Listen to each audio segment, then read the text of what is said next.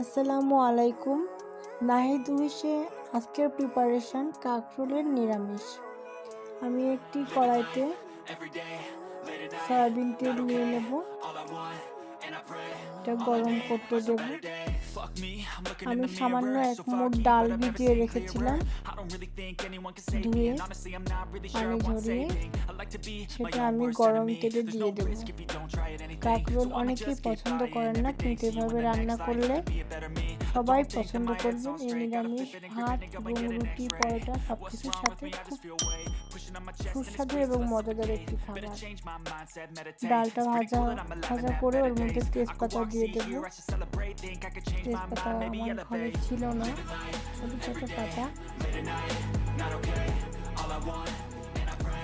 ডালটা খুব সামান্যই ভাজবো, ভেজে একদম শক্ত করব না।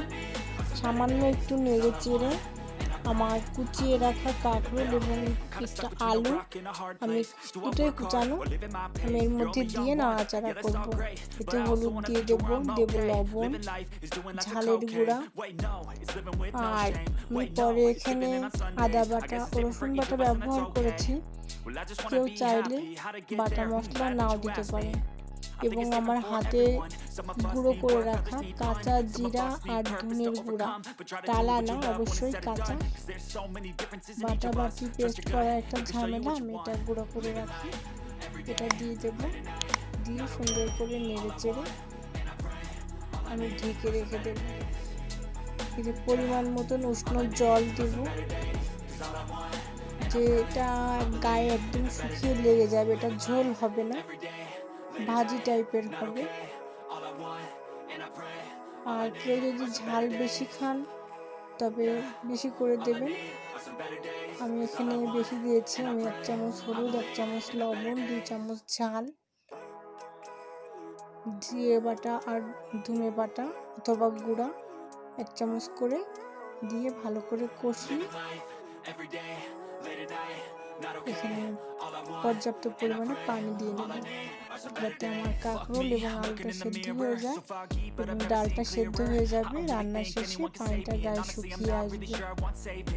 To be my own worst enemy. There's no risk if you don't try at anything, so I'ma just keep buying everything. See you in the next life, have to be a better me. I don't think that my head's on straight, gotta flip it and grip it and go and get an x-ray. What's wrong with me? I just feel weight pushing on my chest and it squeezes till I suffocate. Better change my mindset, meditate. It's pretty cool that I'm alive and have better days. পানি দিয়ে নাড়াচাড়া করেছিলাম, তারপর ঢেকে দিয়েছিলাম। এবার আবার ঢাকনা উঁচু করে এর মধ্যে আমি আদা বাটাটা পরে দিয়ে নিলাম। আগেই বলেছিলাম যে আমি পরে দিয়েছি, আপনারা চাইলে দিবেন, না চাইলে স্কিপ করবেন, না দিলেও ভালো লাগবে। আদা এবং রসুন পেস্ট দিয়ে আবার ঢেকে দিলাম। রান্না আমার প্রায় শেষ। আমি এদিকে অন্য একটি কড়াইতে পেঁয়াজ এবং রসুন ভেজে নিচ্ছি, সাথে আস্ত জিরা দিয়েছি, 2টো শুকনো লঙ্কা করে নেব, দিয়ে বাগার দিব। পাশের চুলায় আমি সেগুলো সুন্দর করে ভেজে নিচ্ছি সামান্য তেলে।